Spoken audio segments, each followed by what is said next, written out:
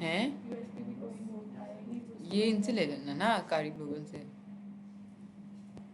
वो को तो कोई मसला नहीं है उसका। ओके, प्राइमरी मॉनिटर, ये मिनिमाइज करते हैं इसको, ई कॉमर्स, और फ्रंट एंड और बैक एंड दो फोल्डर आगे। बैक एंड को ज़रा ओपन करते हैं और बैक एंड के फोल्डर के अंदर जो पहले काम किया हुआ ना, हम वही चीज़ें दोबारा से इंस्टॉल होनी है, तो हम उन्हीं को जो है ना वो कॉपी पेस्ट यहाँ पे कर लें ताकि टाइम ना ज़ाया हो। अच्छा, क्या क्या चाहिए हमें? npm init पहले तो ऐसा ही है, इनिशियलाइज करेंगे उसको। बैकएंड का फोल्डर होगा, version 1 है, डिस्क्रिप्शन index.js, और इनिशियलाइज करते हैं उसको। ये पैकेज.json की जो है वो फाइल बना के दे देता है हमें। अच्छा, इसके बाद अगला काम जो है वो हमने करना है जी, यहाँ पे npm install एक्सप्रेस, ठीक है, mongoose और .env कोर्स हो गया है। और उसके लिए क्या थी हमारी, सर्वर जो बार बार बंद हो जाता था,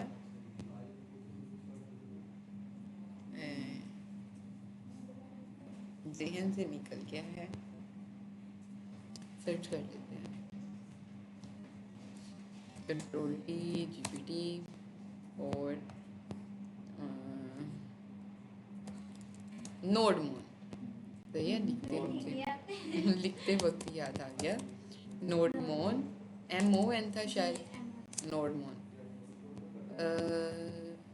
ठीक है, अभी के लिए यही, जो फिर बाद में याद आएंगी तो हम बाद में इनको जो है ना वो इंस्टॉल कर लेंगे। ये इम्पोर्टेंट चीज़ें थी। उसके बाद MVC बनाना है फोल्डर, मॉडल, ठीक है। इसके बाद कंट्रोलर, index.js की तो लाजमी है, इंडेक्स आपकी अपनी मर्जी होती है, index.js। इसके बाद व्यू तो हमारा फ्रंट एंड पे आ जाता है, कंट्रोलर राउट्स, राउट्स की नाम थी ना, राउट्स, राउटर, ROUTES, राउट्स, देख लेते हैं उधर। अच्छा, ये हो गया हमारे पास। और कॉन्फ़िग की फाइल, कॉन्फ़िग का फोल्डर,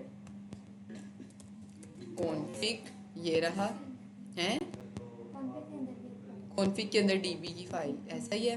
तो हम जो है ना पिछला अपना यही है हमारा बैकएंड, रिफ्रेश करते हैं, ओपन VPS, ये तो वही खुल गया है। अच्छा, ये अभी वाला है, वापस जाते हैं, ये रहा बैकएंड का फोल्डर, ठीक है। राइट क्लिक करते हैं, ओपन विद कोड करते हैं। आप एक दफ़ा स्ट्रक्चर बना लेना, उसी को बार बार यूज़ करते रहें, मतलब कोड जो है उसमें से रिमूव कर दे, बाकी चीज़ें उसमें से वही रहने दे। फोल्डर स्ट्रक्चर हो गया, फाइल्स के नेम हो गए, वो तो हर जगह पे सेम ही रहते हैं ना, तो वो आप वही यूज़ कर लें। हम लोग भी ऐसे ही करते हैं। एक दफ़ा हमने रिएक्ट का सेटअप किया हुआ है, एक मतलब उसको जो है वो करते वक्त हमें कुछ 5-6 घंटे लगे हैं, एक सेटअप पे 2-3 दिन भी लगे थे, लेकिन वो हमने एक ही दफ़ा करके रखा हुआ है। अब जस्ट उसको हम जब भी कोई नया प्रोजेक्ट स्टार्ट करते हैं ना, तो उसी को पेस्ट कर देते हैं, वहाँ पे कोड को कॉपी पेस्ट कर देते हैं, यानी ये फोल्डर्स के नाम उठाए वैसे ही वहाँ पे पेस्ट कर दिए। लेकिन कंपोनेंट्स कुछ अंदर से रीयूज़ हो जाते हैं, जैसे बटन हो गया, आपकी हेडिंग के कंपोनेंट्स हो गए, इस तरह के। और बाकी जो कंपोनेंट्स हैं, जो आपके पेजेस के नेम्स होते हैं, वो तो हर जगह पे चेंज होते हैं, तो हम उनको रीनेम कर देते हैं। इस तरह से आपका टाइम भी बच जाता है और आपकी जो एफर्ट भी बच जाती है, सही है। तो इस तरह से कर लिया करें, एक ही दफ़ा आप बनाएं, एक सेटअप अच्छी तरीके से कर लें जो अच्छा हो, जिसमें कोड भी अच्छा तरीके से आपने किया हो, फाइल फोल्डर स्ट्रक्चर सही हो, उसके बाद आप उसको रीयूज़ कर सकते हैं, एक ही दफ़ा बना लें। अच्छा, हमने ये किया हुआ है कि .env की फ़ाइल नहीं बनाई, तो हम इसी को वैसे यूज़ कर सकते हैं, वो तो सेम ही है ना हर जगह पे, इधर भी हमारी यही क्रेडेंशियल्स होंगी। ये कौन है, मियाँ खान, अच्छा, कॉपी, और और इसको जो है ना इसमें पेस्ट कर देते हैं, ठीक है। मियाँ खान, और राउट्स का था, स्टूडेंट राउट्स, मॉडल और कंट्रोलर। फोल्डर्स के नाम जो है वो स्मॉल लेटर्स में होंगे। DB की फाइल भी हम ऐसे ही उठाएंगे, इस पर भी टाइम करने की ज़रूरत नहीं है। कॉपी और मटेरियल जो ये इसका कोड एग्जैक्ट सेम रहेगा, जस्ट आप लोगों ने हर प्रोजेक्ट में जाकर इसका ये जो है ना मोंगो यूआरएल ये चेंज करना है सिर्फ। सही है। राउट तो आपको पता है, ये पोर्ट नंबर आपका अपने लिए होता है तो आप 8000 ही रखेंगे क्योंकि वेबसाइट के लिए 8000 ही होता है, तो इसको भी जो है ना वो चेंज करने की ज़रूरत नहीं है। ये हमने कोड कॉपी किया है कि सिर्फ फाइल कॉपी करते हैं इस फाइल को, और यहाँ पे कहाँ है, ये रहा, इसी में आना था, और ये रहा। ठीक है। अब इस कोड का आप लोगों को पता है, सबसे पहले हमने ये हमारा एक स्ट्रक्चर है कि हमने बैकएंड में अगर कोई भी एक भी काम करना है ना तो सबसे पहले उसका बनेगा एक फंक्शन। फंक्शन के अब ये डेटाबेस का फंक्शन है तो इसमें क्योंकि लिंक करने में टाइम लग सकता है, हम इसलिए इसको क्या करेंगे एसिंक्रोनस। ठीक है। और एसिंक्रोनस के बाद हम इसमें एरर हैंडलिंग के लिए ट्राई एंड कैच को यूज़ करेंगे। ये इफ और एल्स की तरह है, अगर तो आपका काम जो है वो सक्सेसफुली लिंक हो गया तो ये कर देगा उसको, अदरवाइज अगर कोई एरर आया तो ये हमें एरर भी बता देगा। ठीक है। तो आपने ट्राई एंड कैच लाजमी रखना है। और इसमें मोंगूज की क्या है, मोंगूज आपकी एक लेयर होती है जो आपको हेल्प करती है आप डेटाबेस के साथ इंटरेक्ट कर सके, मोंगो डीबी के साथ। ठीक है। कि उसमें डाटा किस तरह से स्टोर होगा, उसमें डिलीट किस तरह से होगा, अपडेट किस तरह से होगा, यानी डेटाबेस के साथ क्रड या इस तरह की फंक्शनैलिटीज़ के लिए हम लोग मोंगूज को यूज़ करते हैं। ठीक है। यानी एक तरह से आप कह लें एक तरह से एक ब्रिज है आपके एक्सप्रेस और डेटाबेस मोंगो डीबी के दरमियान आपका मोंगूज। ठीक है। तो आप इसको यूज़ करेंगे, लाजमी तौर पर आपने इसको इंस्टॉल कर देना है, रिक्वायर मोंगूज, और फिर मोंगूज को आपने क्या कर लेना है, यहाँ पे आकर यूज़ कर लेना है। आपने कह देना है कि भाई मोंगूज को कनेक्ट कर दो, दो ही काम है यहाँ पे, मोंगूज डॉट कनेक्ट और process dot env Mongo dot uri। और प्रोसेस डॉट env आपका इन्वायरमेंट वेरिएबल, वो जो आपने env की फाइल बनाई है उसको यहाँ पे लिंक करने के लिए, यानी उसके अंदर से किसी वेरिएबल को अगर आपने गेट करना है तो आप इसके लिए यूज़ करते हो process dot env dot Mongo uri। ठीक है। और उसके बाद कंसोल ये आपका अपने लिए अगर आप करना चाहते हो तो कर लो, अदरवाइज आप उसको स्किप भी कर सकते हो। और जब भी आप एसिंक यूज़ करते हो उसके साथ लाजमी है कि आप अवेट को यूज़ करो, अगर आप अवेट स्किप करते हो तो ये आपको एरर दे देता है। ठीक है। या अनएक्सपेक्टेड रिजल्ट भी दे देता है। और आप यहाँ पे आके कंसोल डॉट लॉग करोगे मोंगो डीबी कनेक्टेड सक्सेसफुल। ठीक है। और उसके बाद यहाँ पे हम एक और काम भी करते थे, Mongo dot connect dot host. ठीक है। वो उसकी ज़रूरत नहीं है वैसे। और उसके बाद कैच एरर के लिए ये आपका हर जगह पे सेम होगा, एरर डॉट मैसेज, लेकिन ये जो स्ट्रिंग है ये आप चेंज कर सकते हो अपने रिक्वायरमेंट्स के अकॉर्डिंग। ठीक है। Mongo dB connection fail error dot message. और प्रोसेस डॉट एग्जिट स्टॉप कर देता है, अगर स्टॉप कर देगा ऐप को अगर आपकी डीबी का जो कनेक्शन है वो क्या हो चुका है, फेल हो चुका है। प्रोसेस डॉट एग्जिट 1 यानी उसको बैक करते वापस करते। ठीक है। आप ये स्किप भी कर सकते हैं, अगर आप लगा लें तो बेहतर है, अगर आप स्किप करना चाहें तो आप इसको स्किप भी कर सकते हैं क्योंकि ऐप वैसे भी आपकी जो है ना वो रुक जाएगी, लेकिन लगा लें। सही है। तो आपने कोई भी छोटी छोटी चीज़ें हैं ना, अब आप लोगों के पास है AI। ठीक है। चैट जीपीटी खास तौर पर, तो आप लोगों ने किसी चीज़ के लिए कंफ्यूज नहीं होना और किसी चीज़ को खुद से एज्यूम भी नहीं कर लेना कि अच्छा इस चीज़ का ये मतलब है, इस चीज़ का ये मतलब हो सकता है, जैसे हम लोग कर लेते हैं। अगर आप लोगों को यहाँ से पता चले ए सिंह का तो आप लोग अपने से कहानी बना लें, ऐसा नहीं। ठीक है। आप लोगों ने इस चीज़ को चैट जीपीटी के पास लेके जाना है, आप पूरा कोड उठाएं, जीपीटी के पास चले जाएं, उससे पूछिए कि यहाँ पे ए सिंह क्यों यूज़ हुआ। अगर हम इसको स्किप कर दें तो क्या होगा, इसका ऑल्टरनेट क्या है, अगर हम इसकी जगह कोई और चीज़ यूज़ करना चाहें तो क्या हम वो कर सकते हैं। ईच एंड एवरीथिंग वो आपको बताएगा और उसके कोड के अंदर से ही आपके पास और क्वेश्चंस निकल के आएंगे, आप वो उससे पूछिए। ठीक है। और वो आपको बताता जाएगा और वो ये भी नहीं कहेगा कि मैंने एक दफ़ा बता दिया मैं दोबारा नहीं बताऊँगा। सही है। तो आप उससे पूछिए, वो आपको सही बताएगा। और फिर ये है कि कभी कभी बीच में वो गलत भी कर देता है चीज़ों को क्योंकि AI है, तो आप उसको ये कहेंगे कि प्रोफेशनल तरीके से जो है ना मुझे जवाब दे कि इस चीज़ को अगर कोई प्रोफेशनल है तो वो किस तरह से करेगा, तो वो आपको उसके अकॉर्डिंग बताएगा। प्रोफेशनल लाजमी इसको ये कहना है कि हमें प्रोफेशनल अप्रोच जो है ना वो इस कोड की बताए, तो वो आपको बताएगा। अब इसके लिए आप लोगों को पता है कॉन्स्ट एक्सप्रेस को रिक्वायर करेंगे और ये राउटर्स और ये सारी चीज़ें, तो हम वो भी यहाँ से आते हैं। index.js ये रही। ये सारी की सारी हमने एक्सप्रेस को इंस्टॉल किया, इंपोर्ट किया, .env को इंपोर्ट किया, कनेक्ट db ये हमारा ये जो db.js है ये वो वाली फाइल को इंपोर्ट किया, कोर्स ये जो है वो क्या था इसका नाम, आपके फ्रंट एंड और बैक एंड के दरमियान कनेक्शन के लिए यूज़ होता है, ठीक है। अच्छा, इसके बाद रिएक्ट स्टूडेंट राउट्स ये हमारा वो राउटर के अंदर बनेगा, ठीक है। ये 4 लाइनें किस लिए यूज़ हो रही हैं, इंपोर्ट करने के लिए डिफरेंट फाइल्स को। इसके बाद db.config मतलब .env.config ये किस लिए यूज़ हो रहा है, env की ये जो फाइल है इसको लिंक करने के लिए यूज़ हो रहा है। 1 मिनट में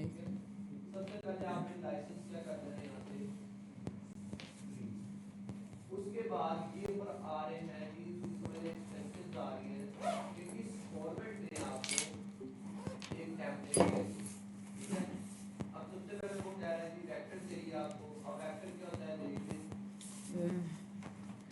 ये जो आइकन लगे हुए हैं, ठीक है।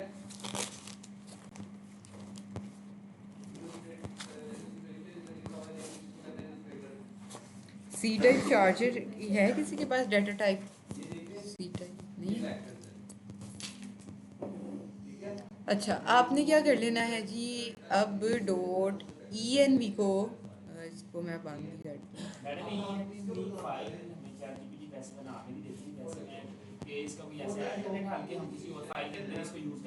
नहीं इसके लिए स्पेसिफिक यही है env।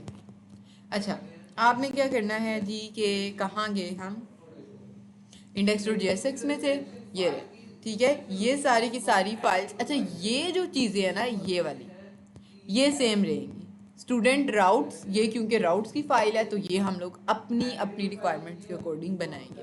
और db.config .env.config किस लिए यूज़ हो रही है कि ये जो env की फाइल है इसको कॉन्फ़िगर करने के लिए, इसको जोड़ने के लिए आपकी रिएक्ट आपकी बैकएंड के साथ, ये भी सेम है। कनेक्ट db ये जो आपका डेटाबेस का फंक्शन था ये भी आपका सेम ही रहेगा। App is equal to express यानी जो भी एक्सप्रेस की फंक्शनैलिटी थी वो सारी की सारी आकर ऐप में स्टोर हो जाए तो हम ये भी सेम ही रखेंगे, सही है। यहाँ तक अभी जो चेंज होगा वो ये लाइन राउट्स की। उसके बाद ऐप डॉट यूज यूज एक तरह का मिडल वेयर है, ये क्या करेगा, कोड्स को आपकी फ्रंट एंड के साथ जो है ना बैक एंड को लिंक करने में आपकी हेल्प करेगा, ठीक है। आप यहाँ पे आके ओरिजिन बताएंगे यानी फ्रंट एंड से आपकी रिक्वेस्ट किस यूआरएल से आ रही है। अगर आप लोकल होस्ट 5173 यूज़ करें तो आप अपने फ्रंट एंड का यूआरएल यहाँ पे डालेंगे, अदरवाइज आप जो भी लाइव यूआरएल है आपकी फ्रंट एंड का आप वो यहाँ पे डाल देंगे। मेथड्स आपके पास 4 ही होते हैं, गेट, पोस्ट और पुट, डिलीट।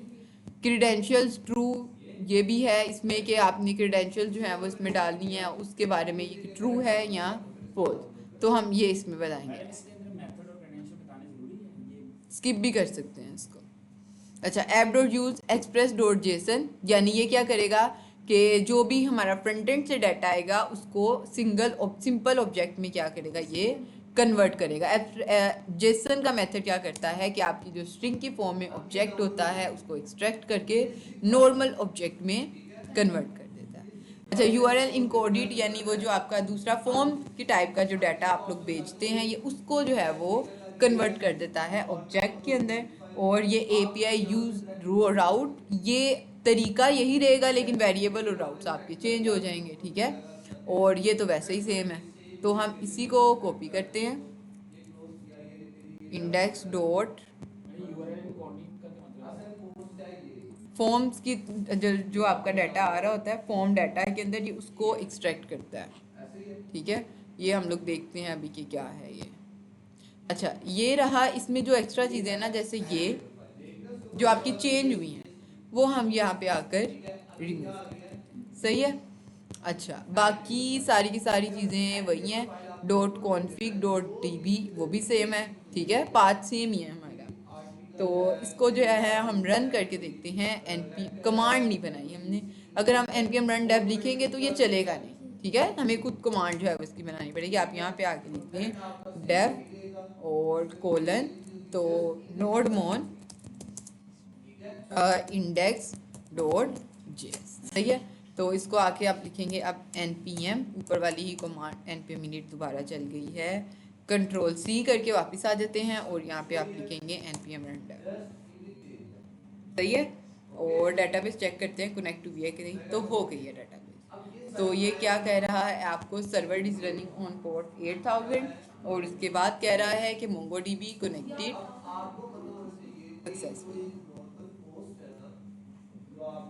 अच्छा, ये आपका इतना काम हो गया, यानी सर्वर चल गया, डाटा चल गया। अब अगला काम, किसी भी प्रोजेक्ट को करने से पहले, मतलब कोई भी प्रोजेक्ट आपको मिलता है तो फौरन करना नहीं शुरू कर देना, सही है।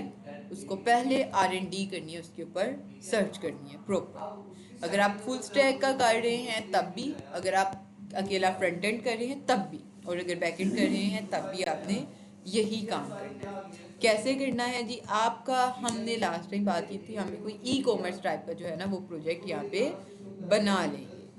अब ई कॉमर्स प्रोजेक्ट के अंदर हमारे पास क्या होता है, ई कॉमर्स प्रोजेक्ट में हमारे पास होती हैं जी मल्टीपल। सबसे पहले अगर हम फ्रंट एंड की बात करें तो कुछ नहीं है, तो हमारे पास फ्रंट एंड पे 2 वेबसाइट्स होती हैं। और आप एक बात जहन में रखिए कि फ्रंट एंड पे आपको जब भी कोई बंदा ये कहे कि हमारी वेबसाइट बना दो, तो आपने उसको 2 वेबसाइट्स बना के देनी, ठीक है।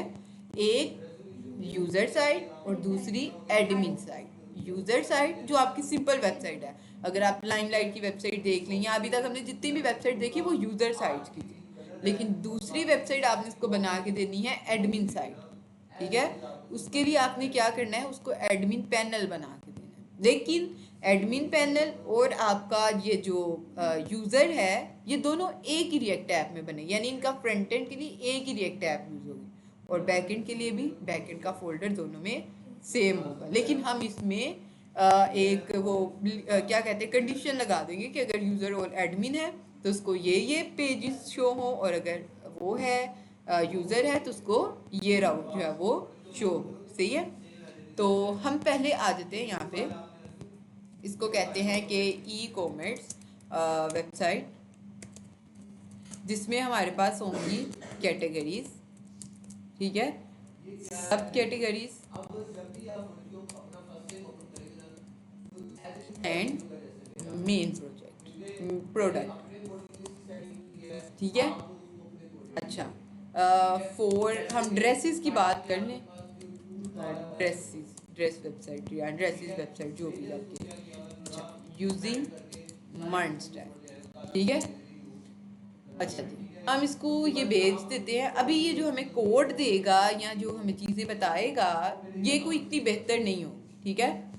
आप देखना कि ये क्या करेगा। अच्छा, सही कर रहा है।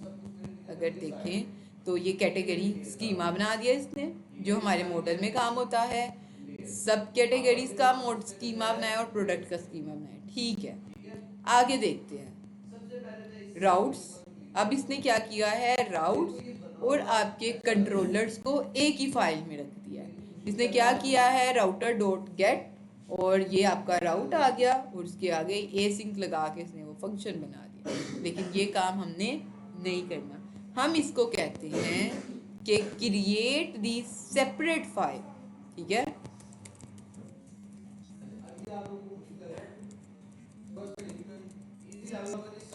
फॉर मॉडल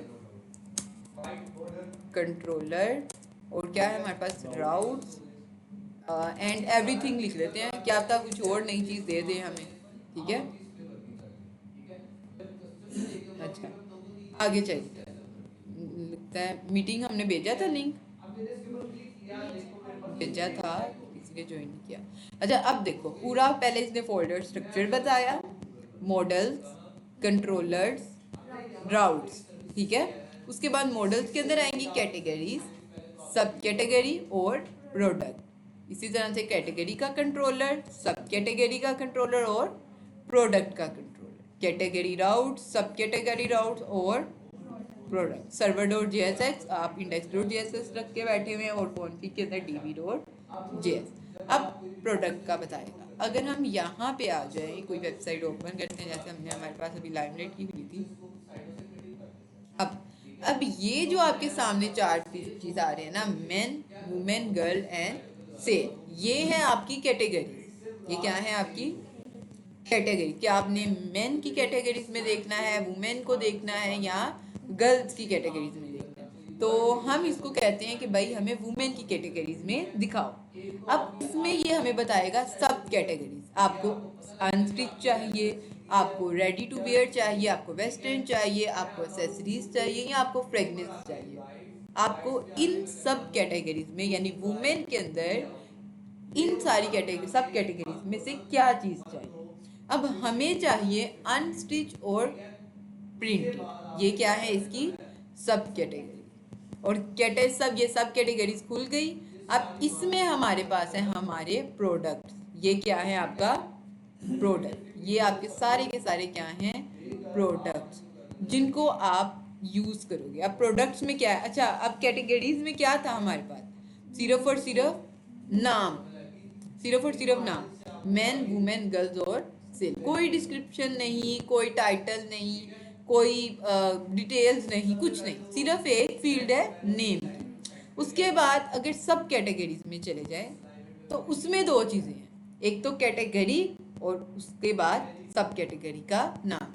यानी कैटेगरी क्या है वुमेन, और वुमेन्स के अगेंस्ट आपकी सब कैटेगरीज हैं unstitch, ready to wear, western, fragrance और ये एसेसरीज। ये किसके अंदर से आ रही हैं, यानी आप कैटेगरी वुमेन को सिलेक्ट करेंगे तो वुमेन से रिलेटेड जितनी भी चीज़ें हैं वो आपको यहाँ पे मिलेंगी, ठीक है।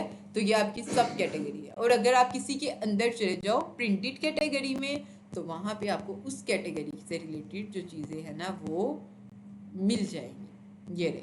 अब इधर आपके पास डिटेल इंफॉर्मेशन आ रही है, प्रोडक्ट की इमेज, प्रोडक्ट की डिस्क्रिप्शन और प्रोडक्ट की प्राइस।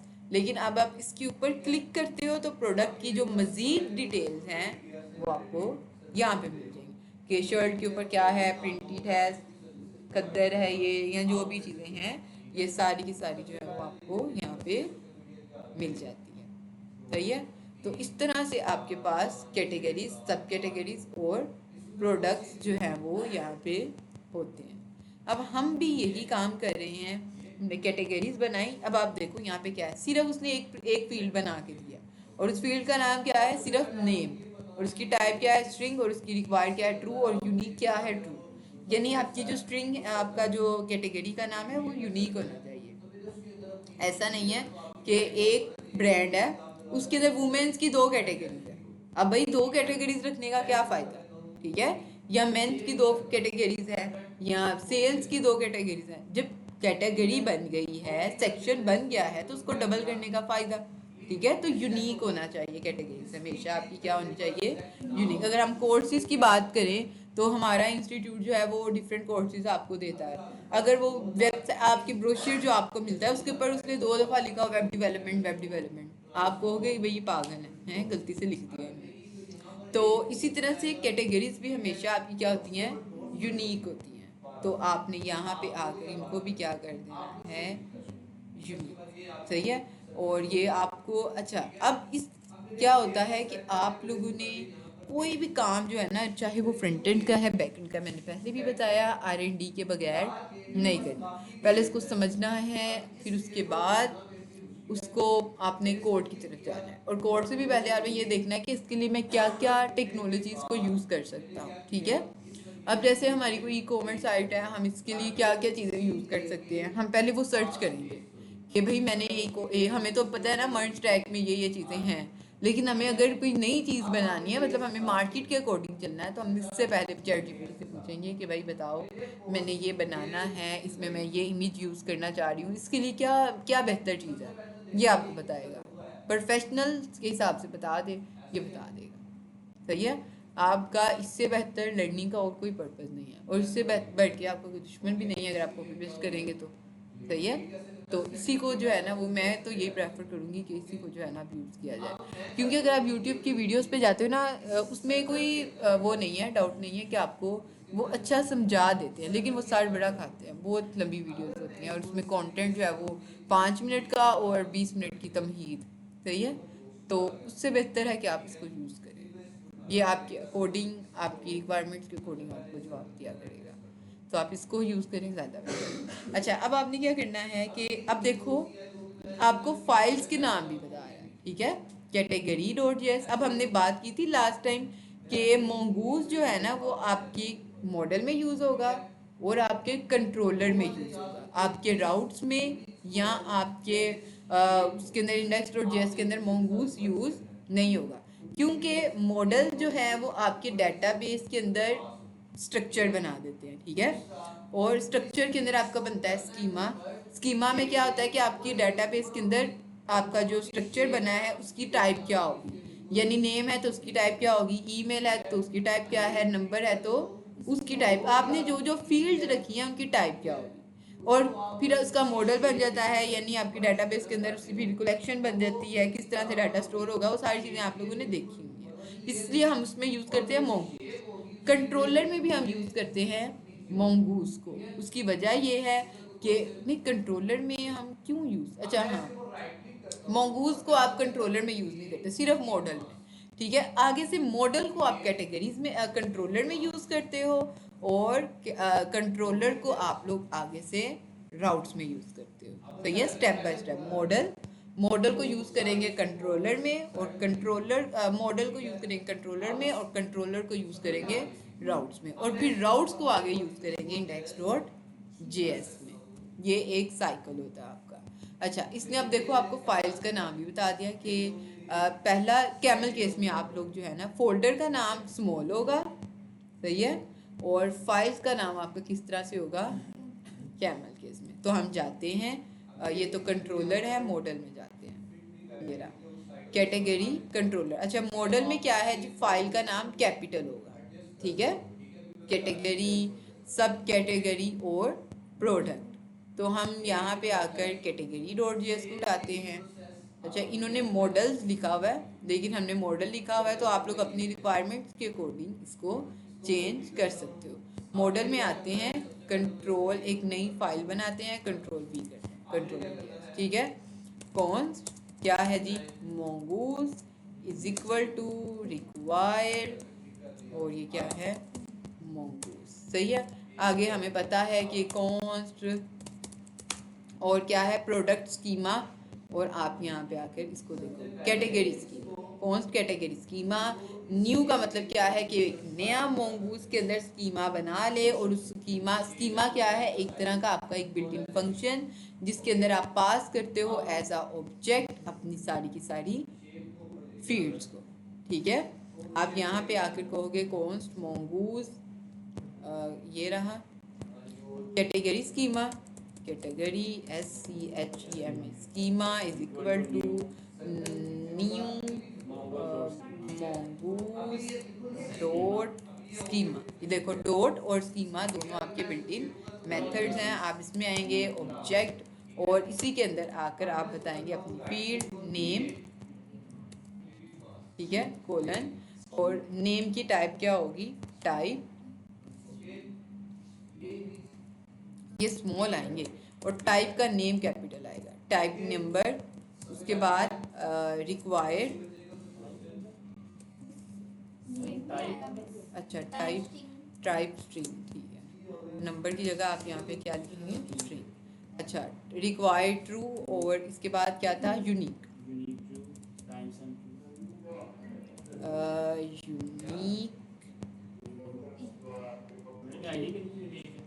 यूनिक देख लेते हैं इसको, ट्रू, ठीक है, यूनिक ट्रू। मुझे लगता है यूनिक के स्पेलिंग आगे पीछे हो गए हैं, सही है। अच्छा जी, ये रहा जी आपका ऑब्जेक्ट। अब टाइम स्टैम्प ट्रू का क्या मतलब है कि भाई जब ये कैटेगरी क्रिएट हो उस वक्त क्या डेट थी, क्या टाइम थी, ये भी आपने हमें भेजनी है, बतानी है, ठीक है। तो इसके लिए हम लोग क्या करेंगे, ये टाइम स्टैम्प ट्रू का जो है ना वो हम बना लेंगे यहाँ पे आकर, क्योंकि ये ऑब्जेक्ट हैं तो आप यहाँ पे आएंगे और अपना दूसरा ऑब्जेक्ट जो है ना वो भी यहाँ पे पास करेंगे। इसके बाहर आना था इसने, ये रहा, ठीक है, यानी स्कीमा से ये बाहर की चीज है, ठीक है। ये देखें आप, ये आपका स्कीमा है, ये रहा स्कीमा का ऑब्जेक्ट, ठीक है। अब स्कीमा के ऑब्जेक्ट में आपके पास आएंगी आपकी वो चीजें जो आपको फील्ड के अंदर चाहिए, name, email, password, product name, price, ये सारी की सारी चीजें। लेकिन टाइम स्टैम्प एक अलग चीज है, ठीक है, तो आप इसको एक सेपरेट के अंदर रैप करेंगे। अच्छा, mongoose बन गया, स्कीमा बन गया। अगला काम, इसको आपने क्या करना है, एक्सपोर्ट करना है ताकि दूसरे कंपोनेंट्स इसको जो है वो यूज़ कर सके। तो मॉड्यूल डॉट एक्सपोर्ट, और ठीक है, और उसके बाद आप लिखेंगे mongoose डॉट मॉडल, ये आपका सेम रहेगा और ये आपके प्रोडक्ट का वो मॉडल का नेम होगा। ठीक है, तो बिल्कुल हाँ, तो मॉडल के अंदर फाइल बन जाएगी इसी नाम से। अच्छा, तो आप कैटेगरी लिखेंगे, यहाँ पे आप सिंगल लिखेंगे तो आपका जो डेटाबेस है इसको ऑटोमेटिकली वो कर देगा, क्या होता है, सिंगल और प्लूरल। ठीक है, तो एस लगा देगा, यानी आप इधर कैटेगरी लिखेंगे तो डेटाबेस जो है मोंगोडीबी इसको ऑटोमेटिकली कैटेगरीज कर देगा। ठीक है, और उसके बाद आप अपना स्कीमा जो है ना वो उसको बताएंगे, यानी एक तरह से आप ये कह सकते हैं एक फाइल है, फाइल का नाम क्या होगा, कैटेगरीज, और उसके अंदर स्कीमा कौन सा आएगा, ये वाला। ठीक है, तो आप mongoose dot model on module dot export, ठीक है, module dot export is equal to mongoose database का जो भी काम करना है उसके लिए क्या कॉल करेंगे, mongoose। अभी हमने mongoose को ही कहा है कि भाई एक स्कीमा बना दो डेटाबेस के अंदर, और अब हम इसको कह रहे हैं कि mongoose डॉट मॉडल बना दो। ठीक है, और उस मॉडल का नाम क्या होगा, कैटेगरी, जी क्या है बोल दो, जीरो कैटेगरी। ठीक है, और कैटेगरी स्कीमा ये आप यहाँ पे इसको कॉल कर देंगे। सही है, ये आपका एक मॉडल जो है वो कंप्लीट हो गया। अब क्योंकि जो सब कैटेगरी है वो इस कैटेगरी के अगेंस्ट है, यानी आप क्या करेंगे, अब जो हम सब कैटेगरी बनाएंगे उसमें हम इस कैटेगरी की जो आईडी है उसको क्या करेंगे, यूज़ करेंगे। ठीक है, तो हम आगे चलते हैं, आप लोगों को समझ आएगी, ये रही। अच्छा, सब कैटेगरी, अच्छा आपको पता है कि सब कैटेगरी का भी कोई नाम सिर्फ होता है, उसके अलावा उसकी कोई इन्फॉर्मेशन नहीं होती है, सही है। तो हम यहाँ पे आते हैं सब category dot JS const mongoose is equal to require और mongoose। ठीक है, अच्छा आगे क्या था हमारे पास, कौन, इसका ही नाम क्या रखा हुआ है इसने, कैटेगरी, सब कैटेगरी स्कीमा। तो हम यहाँ पे आते हैं, सब category schema is equal to A, अच्छा न्यू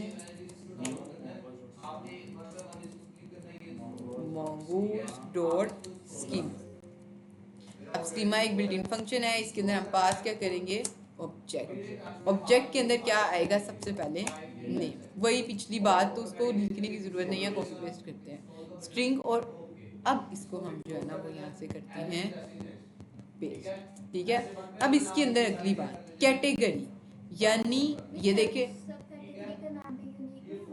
होगा, आप इसको यूनिक रखेंगे, सही है, यूनिक ही रखेंगे। अच्छा, उसमें आएगी कैटेगरी, यानी इसका पेरेंट कौन है, आप ये कह सकते हैं, तीन आपके पास है पेरेंट कैटेगरी, उसका चाइल्ड सब कैटेगरी, और उसका ग्रैंड चाइल्ड आपके पास क्या आ जाता है, प्रोडक्ट। तो अब आपने अगर सब कैटेगरी की बात करनी है तो भाई उसका पेरेंट कौन है, ठीक है, ये कहाँ से निकल के आ रहा है, तो हमने इसको वो भी बताना है कि भाई इस आईडी के अगेंस्ट हमारी जो है ना वो सब कैटेगरीज हैं। सही है, अब जैसे अगर आप बात करें, सबसे पहले आप लोग कोर्स कर रहे हैं तो आपका इंस्टीट्यूट क्या है, वो क्या है, आपकी एक मेन एंटिटी है। ठीक है, एक मेन चीज़ है। उसके बाद आगे आती है आपकी कैटेगरीज, आप स्टूडेंट हैं, आप इंस्ट्रक्टर हैं, या आप कोई मैनेजमेंट के लोग हैं, ये आपकी क्या आ गई, कैटेगरीज।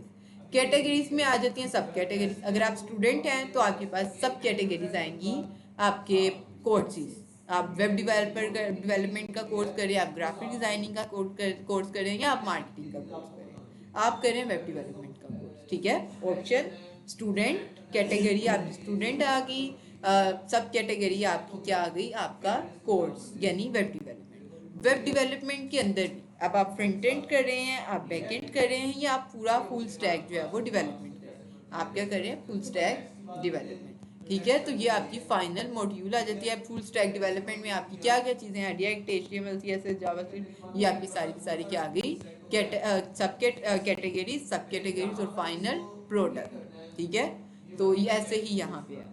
तो अब आपने बताना है सब कैटेगरी, तो आप इसके लिए बतानी पड़ेगी इसका पेरेंट। अब ये क्या है, आपकी की का नाम क्या है, कैटेगरी, और इसके अंदर क्या है टाइप इसकी। अब क्या होगी, अब इसकी टाइप होगी आईडी, लेकिन वो आईडी कैसे आएगी, आईडी आपकी ऑटोमेटिकली आएगी डेटाबेस के अंदर से। जब भी आप प्रोडक्ट कैटेगरी को क्रिएट करेंगे, वो कैटेगरी डेटाबेस में जाकर स्टोर होगी, तो डेटाबेस ऑटोमेटिकली अपने अंदर स्टोर होने वाले हर चीज़ को एक यूनिक आईडी असाइन कर देती है। ठीक है, वो आईडी हम ना चेंज कर सकते हैं ना डिलीट कर सकते हैं, वो डेटाबेस खुद ब खुद उसको असाइन करती है।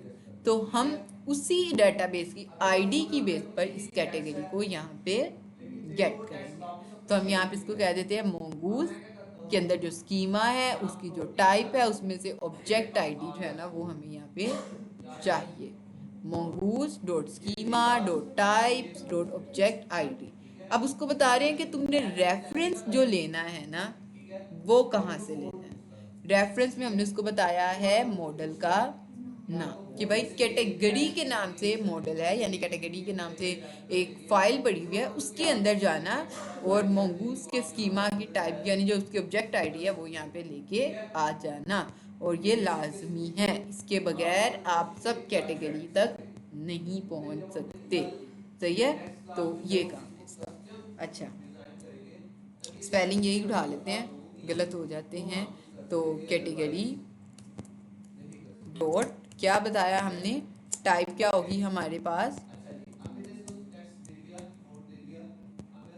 Mongoose dot schema dot type dot object ID. ठीक है, ये क्या करेगा, अब उस ऑब्जेक्ट आईडी को गेट करके ले आएगा। स्पेलिंग्स का कोई मसला तो नहीं हुआ। ठीक है, आगे हम उसको बताएंगे क्या, रेफरेंस कहाँ से लेना है, रेफरेंस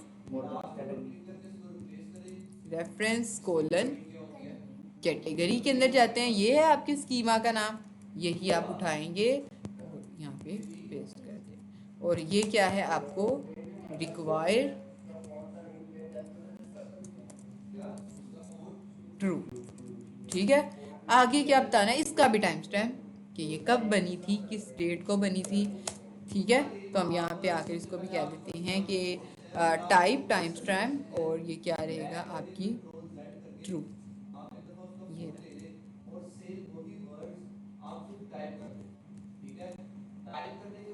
अच्छा, टाइम स्टैम्प हो गया ट्रू। अब इसको भी क्या करना पड़ेगा, एक्सपोर्ट। अब बताएंगे सिंटैक्स इसका,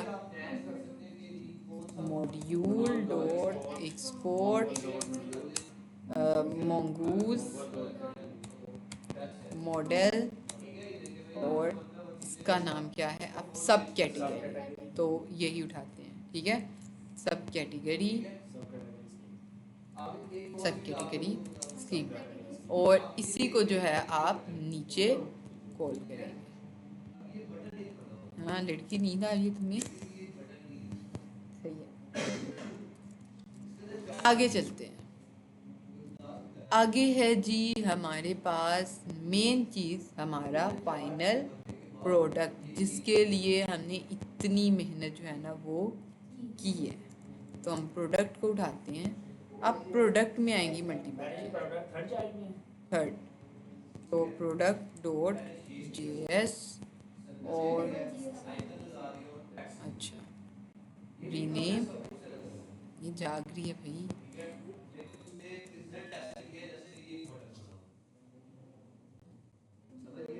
अच्छा जी, इसमें क्या है, वही स्ट्रक्चर है सारे का सारा, नेम, प्राइस, डिस्क्रिप्शन, कैटेगरी। अब क्योंकि ये फाइनल प्रोडक्ट है, इसके जितने भी पेरेंट्स हैं वो सारे यहाँ पे आएंगे, कैटेगरी सब कैटेगरी वही तरीका, लेकिन रेफरेंस यहाँ पे सब कैटेगरी का भी अब आएगा। तो स्ट्रोक भी हम बताएंगे कि कितनी जो है ना वो वैल्यूज इसमें, मतलब कितना हमारा स्ट्रोक जो है वो पड़ा हुआ है। तो हम इसी पूरे को उठा लेते हैं, कॉपी कर लिखने की ज़रूरत नहीं है, ठीक है। और ये रहा आपका पेस्ट हो गया, सही। इसमें अगर कोई चीज़ समझ नहीं आई तो ये पूछ लें, बाकी हम वही देख लेते हैं। सिर्फ एक नई फील्ड है यहाँ पे, सब कैटेगरी, ठीक है। बाकी देख लो ऊपर से, इसमें भी वही चीज़ें हैं, सेम वही है, सिर्फ ये चेंज हुआ है, तो इसको लिखने का फ़ायदा नहीं था।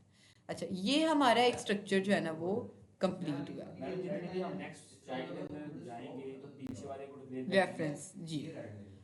तो इसके बाद हम करते हैं काम अगला, और यहाँ पे एक यूज़र मॉडल भी आएगा, लेकिन वो हम लोग थोड़ा सा बाद में बना लेंगे, ठीक है। मॉडल ही ना बनाते रहे आज, तो वो बाद में बना लेंगे। एक और काम कर लेते हैं, यहाँ पे आकर अगला कंट्रोलर बना लेते हैं, ठीक है। अब एपीआई को चेक कैसे, मतलब अब हम बनाएंगे अपनी एपीआई। क्या बनाएंगे? एपीआई यानी एप्लीकेशन प्रोग्रामिंग इंटरफेस। और इसको ज़रा हम बैग के ऊपर रख देते हैं, ये रहा।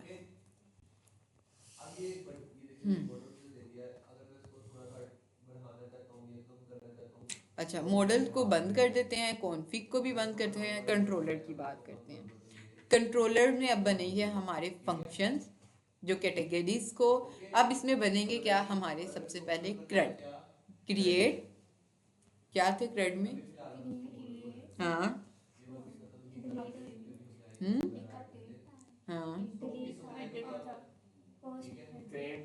मेरी जल्दी याद आ रही। अब इसने हमें दो बना के दे दिए कैटेगरी, इसको कहते हैं भाई पूरा प्रोडक्ट बना के दे।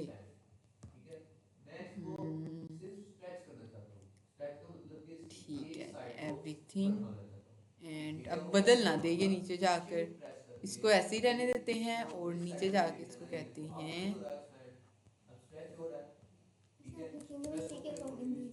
है ना, complete क्रड।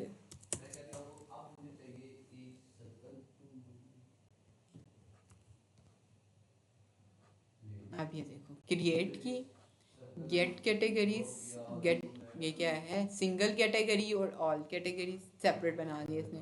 Update category, delete category, इसी तरह से राउट्स का इसने राउट्स भी बना दिए, वेरी गुड। सब कैटेगरीज आ गई। अच्छा, ये जो आपके फंक्शन है ना, ये भी हर जगह सेम रहते हैं, सिर्फ नाम चेंज होते हैं। यानी ये क्रिएट कैटेगरी है ना, आप इसको क्रिएट यूज़र कर दो, ठीक है। आप इसको क्रिएट एडमिन कर दो, आप इसको अपनी रिक्वायरमेंट्स के अकॉर्डिंग सिर्फ इस नाम को चेंज करो, बाकी ये सारे का सारा आपका क्या होता है, सेम होता है। और एक चीज़ और, मॉडल का नाम चेंज होता है, कहाँ चले गया है ये था, हाँ, मॉडल का नाम चेंज होता है। ये कैटेगरीज का है तो आपके पास क्या आ जाएगा, स्टूडेंट, और इसमें आपके पास सिर्फ एक ही काम होता है, कैटेगरी डॉट क्रिएट, और आपने जो है ना वो रिस्पॉन्स भेजना है, और इसने रिस्पॉन्स भी सही नहीं भेजा। मैडम इसमें मैसेज क्रिएट नहीं किया हुआ गेट पोस्ट कोड लीव का, मतलब एक्सपोर्ट के साथ, ठीक है। सेंड प्रॉपर रिस्पॉन्स यूजिंग क्या था, मैसेज एंड, चलो एंड स्टेटस कोड, ठीक है।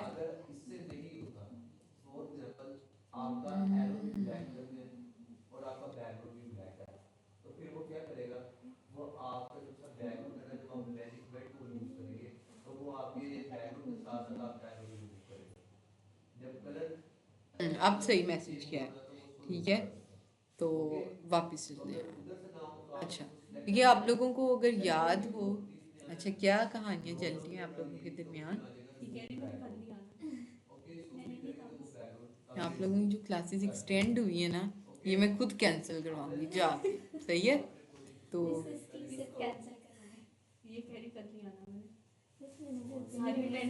मेरी बात सुनो, मेरे से तुम लोग मेहनत करवाते हो, लेकिन खुद तुम लोग कोई काम नहीं करते हैं। तो अब ये बात है कि जब कल आना है ना, तो ये शक्ति उठा के नहीं लेके आनी, काम भी करके आना। हाँ, नहीं, यहाँ से घर जाके आप लोग करेंगे काम, और मुझे कल उसकी कोई आउटपुट दिखाएंगे, देन ही आगे जाएंगे ना, ठीक है। तो ये रहा क्रिएट कैटेगरी। अच्छा, क्रिएट कैटेगरी के इसने फिर एक्सपोर्ट डॉट, अच्छा ठीक है। क्रिएट कैटेगरीज के लिए, कैटेगरी के लिए अब इसने क्या बताया हुआ है, वही एसिंक्रोनस। अब क्योंकि ये है एक्सप्रेस जेएस, सही है, एक्सप्रेस जेएस में हम हैंडल करते हैं सिर्फ दो चीज़ें, रिक्वेस्ट और रिस्पॉन्स, ठीक है। रिक्वेस्ट जो फ्रंट एंड से आती है और रिस्पॉन्स जो बैक एंड से उसको जाता है, चाहे वो कोई आम मैसेज है चाहे वो कोई डाटा है, ठीक है। अब रिक्वेस्ट में डाटा आ भी सकता है और डाटा जा भी सकता है, यानी अगर गेट की रिक्वेस्ट है तो डाटा जाएगा बैक एंड से फ्रंट एंड की तरफ, लेकिन अगर पोस्ट की रिक्वेस्ट है तो फ्रंट एंड से डाटा बैक एंड की तरफ आएगा। और रिस्पॉन्स में भी यही है, अगर उसने डाटा भेजा है फ्रंट एंड से तो ये स्टोर करवाने के बाद उसको मैसेज देगा सक्सेसफुली क्रिएटेड, अगर उसने डाटा गेट किया है तो ये उसको जो है वो डाटा दे भी देगा, ठीक है। तो यही दो काम है। तो जब भी आपने एक्सप्रेस के अंदर कोई भी फंक्शन बनाना है तो आप उसका नाम रखेंगे, इसने एक्सपोर्ट लिखा हुआ है लेकिन आप कौन लिखेंगे, क्रिएट कैटेगरी, एसिंक्रोनस वो लाजमी होगा, और उसके बाद रिक्वेस्ट और रिस्पॉन्स। ट्राई और कैच भी अंदर ऐसे ही रहेगा, कैच की ये वाली लाइन हमेशा सेम रहेगी, सिर्फ ये चेंज होगा। अच्छा, अब रिक्वेस्ट के अंदर आपको पता है आती हैं चार चीज़ें, हेडर, यूआरएल, मैसेज नहीं, हेडर, यूआरएल और रिक्वेस्ट का मेथड, ठीक है। गेट है, पोस्ट है, पुट है, और फाइनल पे बॉडी आती है। तो अब ये क्या करेगा कि रिक्वेस्ट के अंदर ये जो चार चीज़ें आ रही हैं उनमें से क्या करेगा, डिस्ट्रक्चर कर लेगा नेम को रिक्वेस्ट की बॉडी के अंदर से। रिक्वेस्ट की बॉडी में चार चीज़ें आ रही थी, उन चारों चीज़ों में से ये किसको निकालेगा, बॉडी को, लेकिन बॉडी के अंदर से भी क्या निकालेगा, नेम को, सही है। जो टाइम स्टैम्प आ रहा था उसको इसकी ज़रूरत नहीं है। उसके बाद ये कहेगा, एक फिल्टर लगा दिया, अगर नॉट नेम, अगर कोई नेम फ्रंट एंड से नहीं आ रहा तो ये उसको क्या कहेगा, कैटेगरी नेम इज रिक्वायर्ड। और अगर उसके बाद कौन एग्जिस्टिंग, यानी ये फाइंड करेगा create dot find one database के अंदर नाम को, अगर तो नाम एग्जिस्ट करता हुआ तो ये यहाँ पे रिटर्न करवा देगा इसको ट्रू, और अगर ये ट्रू हुआ तो ये आपको स्टेटस दे देगा कैटेगरी नेम ऑलरेडी एग्जिस्टेड। और अगर ये भी स्टेप नहीं होता, यानी नेम एग्जिस्ट नहीं है, तो फिर उस केस में वो आपको कहेगा कि कैटेगरी डॉट क्रिएट, ऑब्जेक्ट आप पास करोगे नेम का, और उसके बाद वो आपको रिस्पॉन्स दे देगा 201 यानी सक्सेसफुली क्रिएटेड डॉट जेसन। और मैसेज ये आप लोगों को पता है, मैसेज आप खुद लिखते हो ऑब्जेक्ट की फॉर्म में, मैसेज कैटेगरी क्रिएटेड सक्सेसफुली, और कैटेगरी में आपकी वो कैटेगरी जिसको आपने क्रिएट किया है, सही है। तो इसी को कॉपी पेस्ट ना कर लें, टाइम बचेगा। अच्छा, ये इसने क्रिएट कैटेगरी किया हुआ है। अच्छा, एक्सपोर्ट डॉट क्रिएट कैटेगरी है, तो आप यहाँ पे आएंगे, क्या हो गया है लड़कियों, उन लोगों को सुकून नहीं है। अच्छा, क्रिएट कैटेगरी के लिए, कैटेगरीज के लिए आप सबसे पहले जो कंट्रोलर बनाएंगे उसका नाम होगा कैटेगरी डॉट जेएस। अब आप देखो यहाँ पे आप क्या करोगे, सबसे पहले कैटेगरी को इंपोर्ट करोगे, ठीक है। तो हम यहाँ पे आ जाते हैं, हम इसी को यूज़ नहीं कर सकते क्योंकि हमने पाथ जो है ना वो कोई और रखा हुआ है, नाम ये यूज़ कर लेते हैं कैटेगरी का स्पेलिंग। हाँ, पाथ ही था वैसे तो, जाग रही है रिक्वायर्ड और dot dot slash model slash category, ठीक है। तो ये आपकी आ जाएगी कैटेगरी। आगे वही है, ये हमने पहले भी किया हुआ है तो हम इसी को कॉपी करते हैं, ये रहा, और इसको यहाँ पे आके हम लिखेंगे कॉन्स, ये आपका एक एरो फंक्शन बन जाएगा, ठीक है। इसके बाद आपने क्या करना है, कैटेगरी का नाम देख लेते हैं, सेम ही है ना, हाँ सेम ही है, हर जगह पे सिलेक्टेड है तो उसका मतलब है सेम है, अगर हम खुद लिखते ना तो हर जगह पे अलग होना था। तो गेट कैटेगरीज का, गेट कैटेगरीज के लिए भी ट्राई कैच सेम, सिर्फ कैटेगरीज, और अवेट कैटेगरी के अंदर से क्या करेंगे, फाइंड करेंगे, और जो भी फाइंड करने के बाद एरे आएगी उसको हम कैटेगरी के अंदर स्टोर कर लेंगे, और फिर जब स्टेटस भेजेंगे 200 सक्सेस, और उसके बाद हम उसको मैसेज के साथ कैटेगरी भी भेज देंगे, ठीक है। इसमें कोई चीज़ समझ नहीं आई तो वो भी आप यहाँ से पूछ सकते हैं। ये हर जगह पे आपके ये फंक्शन सेम रहते हैं, सिर्फ ये नाम चेंज होता है, ठीक है। तो यहाँ पे आ जाते हैं हम कॉन्स्ट और ये गेट कैटेगरी। आगे चलते हैं जी, अपडेट कैटेगरी। अब अपडेट कैटेगरी में आपके पास आती हैं दो, कोई भी नहीं है। आपका नाम?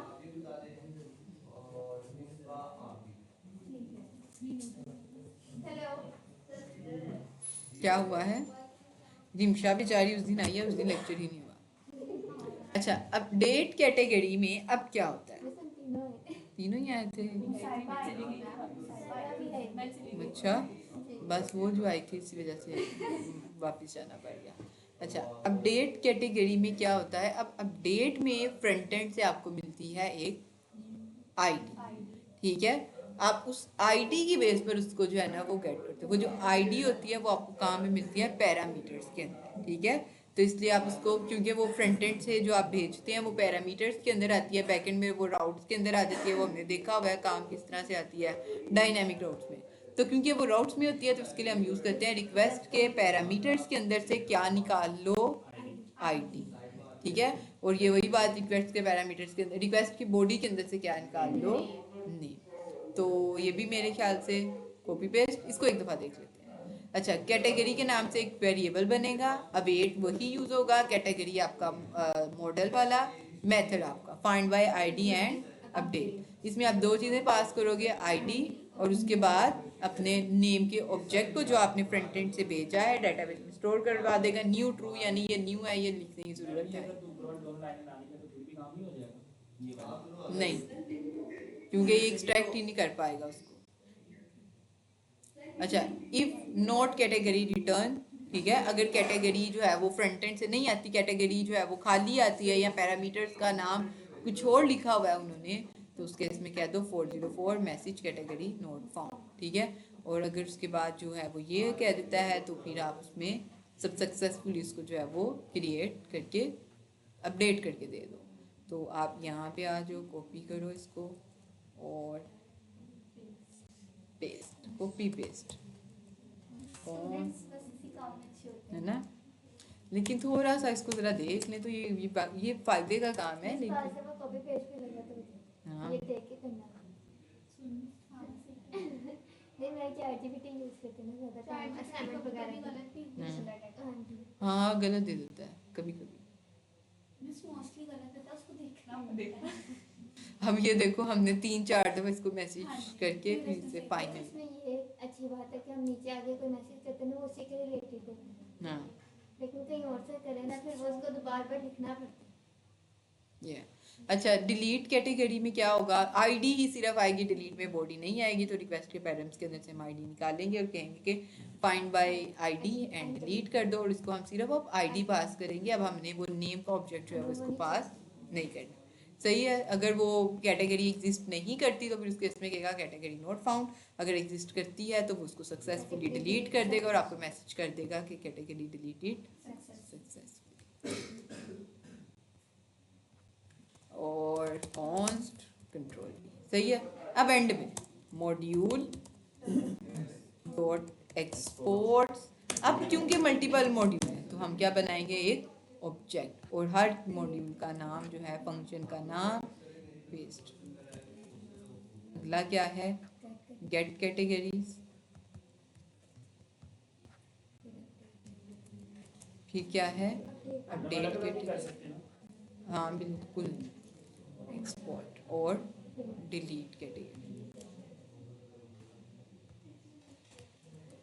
ठीक है। ये हो गया। आगे चलते हैं, मॉड्यूल का भी बना ही लेते हैं साथ ही कैटेगरी राउट्स। ये राउट्स बाद में बना लें इसके, ठीक है।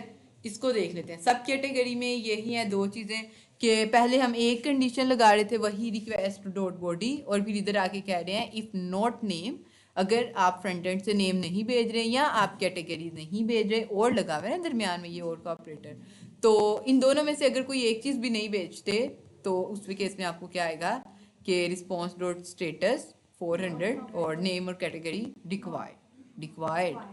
ठीक है। और फिर अगर एग्जिस्टिंग है तो फाइंड वन, और ऑब्जेक्ट के अंदर दोनों चीज़ें नेम और कैटेगरी भेज दो बैकएंड पे, और वो क्या करेगा कि अगर तो ये एग्जिस्ट हो गई तो सब, अगर तो ये पहले से ही एग्जिस्ट हैं, ठीक है, क्योंकि अगर आप ये पास करोगे तो वो आपको एक स्टेटस देगा ट्रू या फॉल्स का।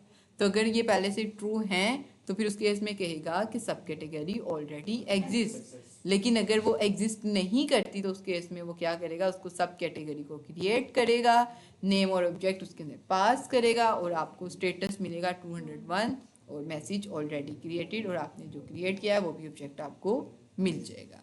इसी तरह से गेट कैटेगरी, अच्छा पॉपुलेट कैटेगरी और नेम, सब category dot find and populate. Populate का आप तब यूज़ करते हैं जब आपको जो है ना वो कैटेगरी या उसके अंदर से कोई चीज़ फाइंड करनी होती है मॉडल के अंदर से, ठीक है, तो अब उसके लिए जो है ना वो उसको यूज़ करेंगे। सब कैटेगरी के अंदर वही दो चीज़ें आ गई, पहले एक चीज़ थी, अब नेम और कैटेगरी आ गई। प्रोडक्ट में ये 4-5 चीज़ें हो जाएंगी, ठीक है। डिलीट एक, हाँ सही बात है, सब कैटेगरी क्या,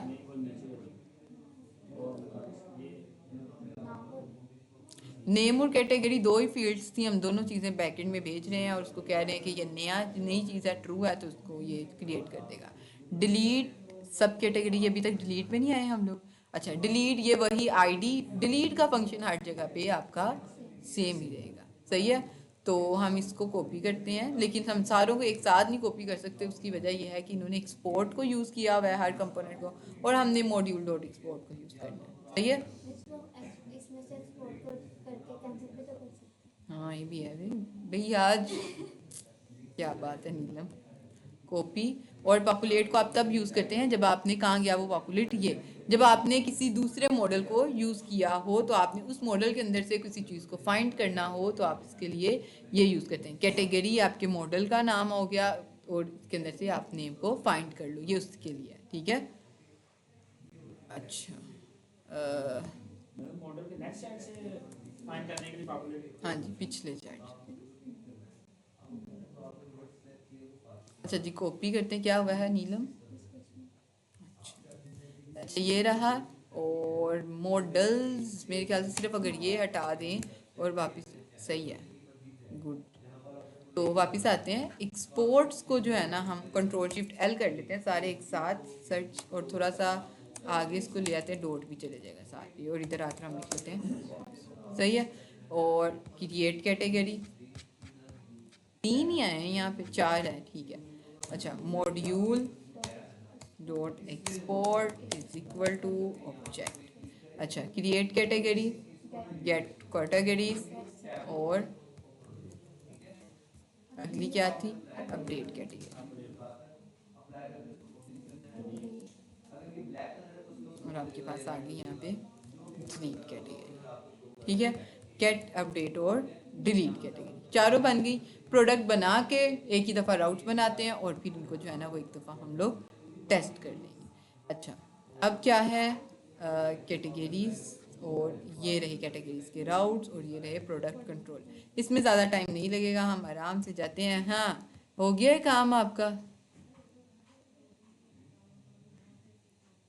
अच्छा कंट्रोलर, कंट्रोलर के अंदर कहाँ गया ये, कंट्रोलर के अंदर नहीं, 5 एंटर, ठीक है। प्रोडक्ट कंट्रोलर, और ये राजी कॉपी, इसके अंदर वही जहाँ पे 2 थी अब वो 4 चीज़ें हो गई हैं, ठीक है।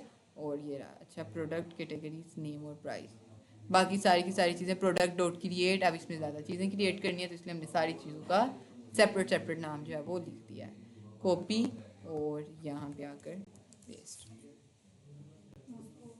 मॉडल्स, बाकी ये, और इसको सिलेक्ट करते हैं और शिफ्ट एल, ये रहा, और इसकी जगह पे क्या आ जाएगा, कॉन्स्ट। अच्छा क्रिएट कैटेगरी, क्रिएट प्रोडक्ट, और इसके लिए कॉन्स्ट मॉड्यूल डॉट एक्सपोर्ट, ये ठीक है। क्रिएट प्रोडक्ट, गेट प्रोडक्ट्स, इसके बाद क्या है, अपडेट प्रोडक्ट, और डिलीट प्रोडक्ट। इसमें से गेट प्रोडक्ट्स मींस एस के बाकी किसी गेट प्रोडक्ट्स, यानी जितने भी प्रोडक्ट्स हैं ना उन सबको गेट करेंगे।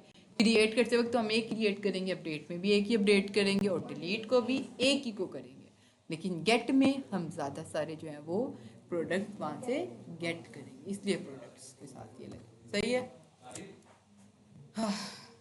मॉडल और कंट्रोलर फाइनली आगे चलते हैं राउट्स की तरफ।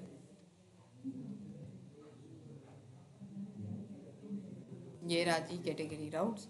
फाइल का नाम यही यूज़ करते हैं ताकि हमें मेहनत कम करनी पड़े। राउट्स, ये हमने सही नाम रखा है इसका, राउट्स कैटेगरी राउट्स। और राउट्स बनाने का तरीका भी हमें पता है कि हम इधर जाके जो है ना वो एक्सप्रेस को रिक्वायर करेंगे, ठीक है, और एक्सप्रेस के अंदर से राउटर को निकाल लेंगे, एक्सप्रेस डॉट राउटर, और उस राउटर को स्टोर किस में करेंगे, राउट के वेरिएबल में। हम वैसे डायरेक्ट भी ये यूज़ कर सकते हैं, एक्सप्रेस डॉट राउटर, और उसके बाद अपनी रिक्वेस्ट का मेथड लिखते हैं यहाँ पे आकर, express dot router dot gate dot post dot update और डॉट डिलीट। लेकिन ये क्योंकि एक लंबा काम हो जाता है इसलिए हम इसको स्टोर करवा लेते हैं एक वेरिएबल के अंदर राउटर में, और फिर राउटर के आगे हम लोग अपनी रिक्वेस्ट का नाम लिखते रहते हैं, उस रिक्वेस्ट का पाथ बताते हैं, और उस रिक्वेस्ट के ऊपर जो है हमारा जो फंक्शन रन होगा उस फंक्शन का हम नाम बता देते हैं।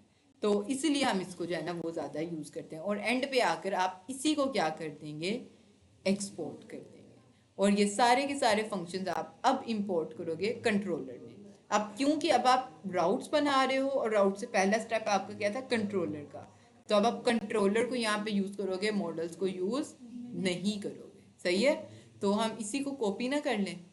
ये आप लोगों को पता है पोस्ट के लिए आपकी जो है ना रिक्वेस्ट स्लैश यूज़ होती है। लास्ट टाइम हमने स्लैश क्रिएट यूज़ करी थी क्योंकि वो फर्स्ट टाइम था, आप लोगों को समझाने के लिए मैंने वो यूज़ किया था, लेकिन गेट और पोस्ट के लिए हमेशा राउट जो है ना वो आपका स्लैश ही होता है। और पुट के लिए आप ये यूज़ करते हो स्लैश कोलन आईडी, और कोलन आईडी का मतलब क्या है कि ये एक वेरिएबल है, इसकी वैल्यू जो है वो डायनेमिक होगी, चेंज होगी, ठीक है।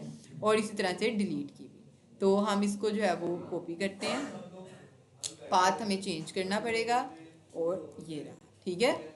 और क्योंकि हमने सारे के सारे ये जो फंक्शंस बनाए थे कैटेगरी के अंदर वो सारे के सारे एक ऑब्जेक्ट ही थे, तो हमने इसीलिए यहाँ पे आकर इस ऑब्जेक्ट को क्या कर लिया है, डिस्ट्रक्टर, यानी वो जो ऑब्जेक्ट हमने कैटेगरी के अंदर से पास किया था, कहाँ गया, कंट्रोलर, कैटेगरी कंट्रोलर, ये जो ऑब्जेक्ट हमने पास किया था इसको एज इट इज उठाएंगे और इधर आकर कॉन्स और ये ऑब्जेक्ट जो है वो पास कर देंगे, ठीक है। इसके बाद रिक्वायर्ड लिखेंगे और रिक्वायर्ड के अंदर इसका पाथ दे देंगे, एस हटा देंगे तो हमारा भी जो काम है वो सही हो जाएगा। चेक कर लेते हैं एक दफ़ा, ठीक है। सबकी फाइल एक है तो इसलिए ये सारे के सारे ऑब्जेक्ट्स की फॉर्म में यहाँ पे डिस्ट्रक्चर हो जाएंगे और इनका पाथ ये रहा। सही। अच्छा, ये कैटेगरी राउट्स हो गए। इसमें कोई कंफ्यूजन है, कोई चीज़ समझ नहीं आई तो पूछ लो रिमशा। आइए, ये तो कल करके लाओगी ना तब पता चलेगा। अच्छा जी, सब कैटेगरी राउट्स कॉपी और फाइल का नाम भी यही रखते हैं, कहाँ गया, प्रोडक्ट सब कैटेगरी राउट्स, ये रहा। और उसका स्क्रीनशॉट उसी टाइम लेकर ग्रुप के अंदर शेयर कर दें और अपना अपना नाम साथ में लिख दीजिए, मतलब ठीक है।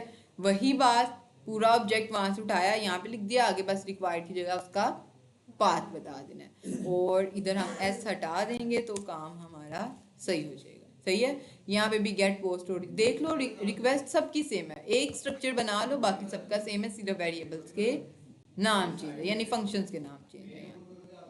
अच्छा, इसके बाद आगे चलते हैं और आगे क्या है, product control routes copy. Backend पे ज़्यादा काम नहीं होता आपका, लेकिन फ्रंट एंड पे बहुत काम होता है, एक एक लाइन को, एक एक ऑब्जेक्ट को, एक एक चीज़ को हैंडल करना पड़ता है। बैकएंड में एक ही चीज़ बार बार चल जाती है। अभी तक आप देखो एक ही स्कीमा जो है वो 5 दफ़ा हमने यूज़ कर लिया। सही है। तो आप प्रोडक्ट राउट्स को उठाएंगे, वही सारी चीज़ें, सिर्फ वेरिएबल चेंज और पाथ चेंज, कंट्रोल और कंट्रोलर, ठीक है। ये रहा कंट्रोल W, सेव। अब क्या करना है, अब इस राउट को लिंक करना है अपने index.jsx के साथ। इसको मैं अनकमेंट करती हूँ, स्टूडेंट राउट्स की जगह हम यहाँ पे देखते हैं इन्होंने क्या यूज़ किया, कैटेगरी।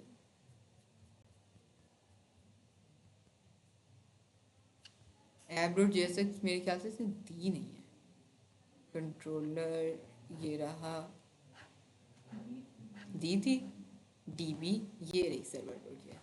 कैटेगरी राउट्स, सब कैटेगरी राउट्स और आपके प्रोडक्ट, ये वेरिएबल के नाम है, आप कुछ भी रख सकते हो।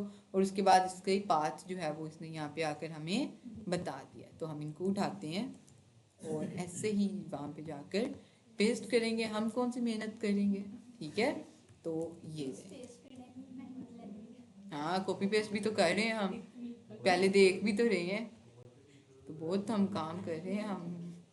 अच्छा, फिर आप यहाँ पे आएंगे ऐप डॉट यूज और अपना एंड पॉइंट, आप एंड पॉइंट आपका वो था, ये आपका यूआरएल एक तरह से आप बनाएंगे, ठीक है। तो इसके लिए आप कैटेगरीज के लिए राउट बनाएंगे, ये रहा API/categories/ सब कैटेगरीज और /product, जिससे यूजर को देख के पता चल जाएगा कि अच्छा मैं प्रोडक्ट को क्रिएट कर रहा हूँ, कैटेगरी को क्रिएट कर रहा हूँ या सब कैटेगरी को क्रिएट कर रहा हूँ। इसके बाद जो एंड पॉइंट्स है वहां से उसको पता चलेगा कि आईडी क्या थी या हमारा यूआरएल क्या था, ठीक है। वो एंड पॉइंट्स होते हैं, वो चेंज होते रहते हैं। इसी को कॉपी और यहाँ पे आकर यूज कर लेंगे, ठीक है। ऐप डॉट यूज आपका एक तरह से मिडलवेयर है जो आपकी रिक्वेस्ट को लेकर आता है आपके बैकएंड पे, रिक्वेस्ट के मेथड तक, ठीक है। ये रहा, हाँ हो गया पूरा बैकएंड, गुड। अब चलते हैं जी फ्रंट एंड की तरफ। बैकएंड का एक ही बनाया हुआ फोल्डर, हमने फ्रंट एंड का फोल्डर नहीं बनाया था। ये रहा ओ भाई ई कॉमर्स बैकएंड। अच्छा, इसको एक दफ़ा बंद करते हैं, वो दोनों को एक साथ खोल लेते हैं, ठीक है। ई कॉमर्स फ्रंट एंड और बैक एंड, तो right click open with code,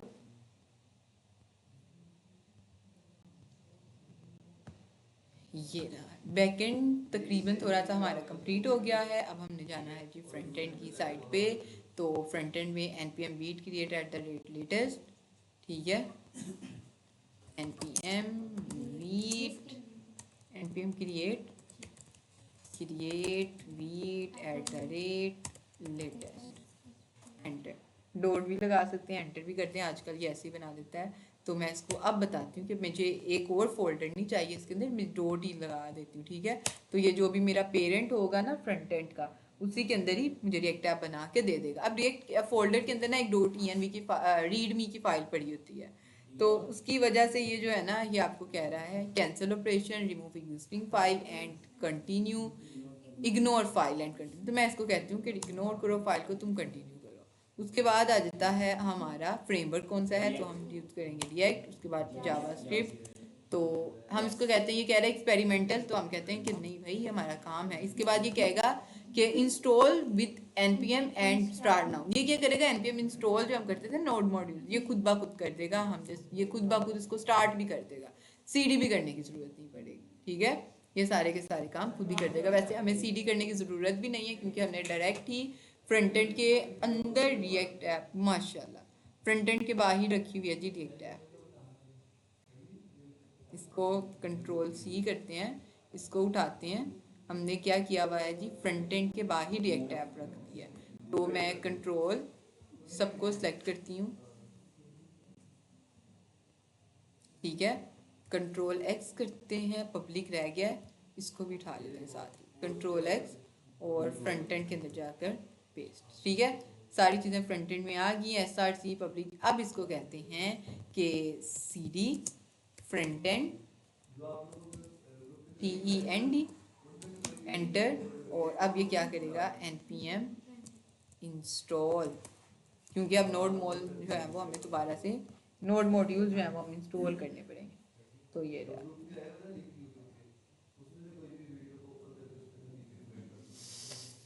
node modules install हो गए। npm रन डेव करेंगे तो ये इसको क्या करेगा, रन कर देगा। आगे क्या करना है हमने कि फ्रंट एंड पे थोड़ा सा काम करेंगे, और फिर 50 मिनट हो गए हैं हमारे पास।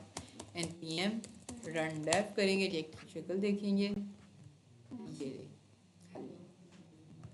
तो चल भाई, ये इसको पता नहीं किसने यहाँ पे सिलेक्ट कर दिया, कॉपी W और ये रहा, सही है। अच्छा, ये हो गया, इसको क्लीन क्लून बाद में कर लेंगे, लेकिन अभी के लिए हम क्या करते हैं, दूसरी जो फाइल थी ना हमारी ई कॉमर्स, इसको बंद कर देते हैं, दूसरे पुराने बैकएंड को, और इसको जो है ना हम खोल लेते हैं। अच्छा, इसमें हम लोग जल्दी से टेलमेंट का सेटअप कर लेते हैं, क्योंकि टेलमेंट ज़रा आसान है, तो हम इसको स्प्लिट कर लेते हैं टर्मिनल को, और यहाँ पे आते हैं कंट्रोल टी, क्या था, टेलमेंट, यहाँ पे सर्च करते हैं, ये बता देगा, डॉक्स पे क्लिक करते हैं, ये आ गया, ठीक है। आपने जस्ट इस कॉपी को, इस लाइन को कॉपी करना है, पॉइंट नंबर 2 को, तो इसको जाकर यहाँ पे पेस्ट कर देंगे।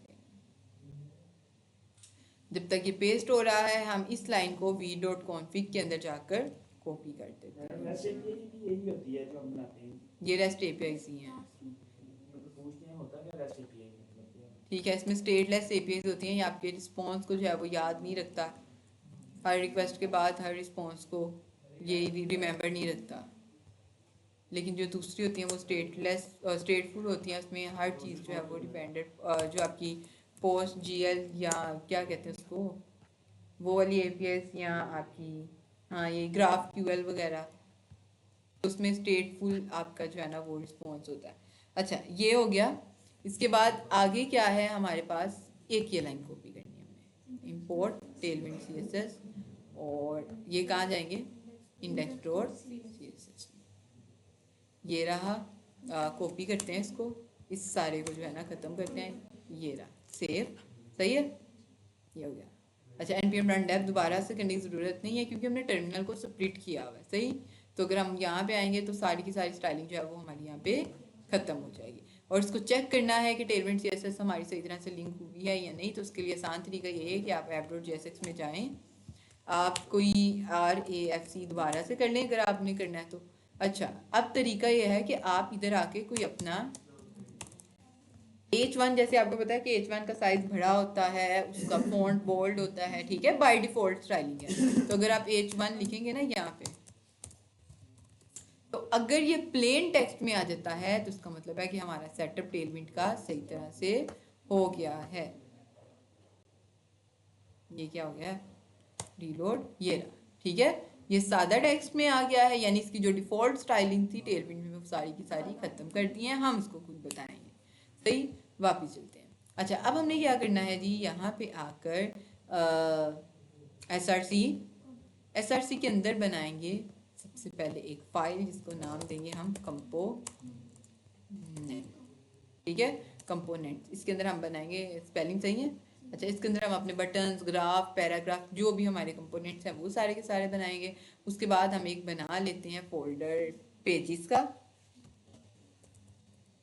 ठीक है, जिसके अंदर हमारे सारे के सारे क्या आएंगे, पेजेस आएंगे। उसके बाद एक जो है ना हम बना लेते हैं यूज़र एडमिन, ठीक है, एक फोल्डर बना लेते हैं एडमिन साइट, और एक फोल्डर बना, इसके अंदर नहीं बनाना, SRC के अंदर बनाना है एक दूसरा फोल्डर यूज़र, ठीक है, एडमिन और यूज़र आ जाएगा।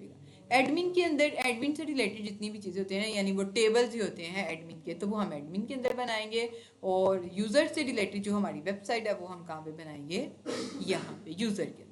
अब कल के लिए आप लोगों के पास एक काम है, और वो काम ये है कि आप लोगों ने इसी तरह से एक जो है ना वो बना के लाना है एक वेबसाइट है, कैटेगरीज, सब कैटेगरीज, इस तरह की जो चीज़ें हैं, लेकिन वो बनाएंगे किसके लिए,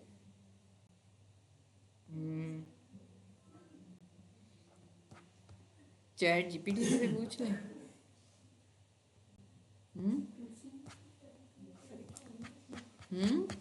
हाँ सहर, ये जो करके ना आई तुम भी, तो सबको जुर्माना होगा इसका, और कल का जुर्माना भी बड़ा होगा, है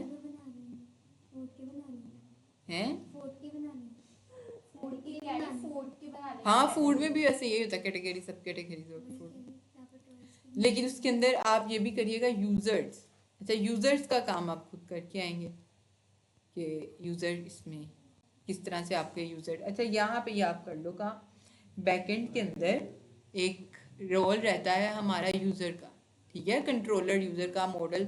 हमारा यूजर जो है उसका नाम क्या होगा, वो email profile, login, sign in, sign up वाला करना है काम, तो आप यूज़र के ऑथेंटिकेशन वाला काम, एक ये सेल्फ लर्निंग का टास्क है आप लोगों का कि यूज़र ऑथेंटिकेट किस तरह से होता है मोंगोडीबी के अंदर, ठीक है, और यूज़र की बेस पर उसको बैकएंड के राउट्स देने हैं। तो ये चीज़ें सर्च करके आप लोगों ने आनी है, सही है।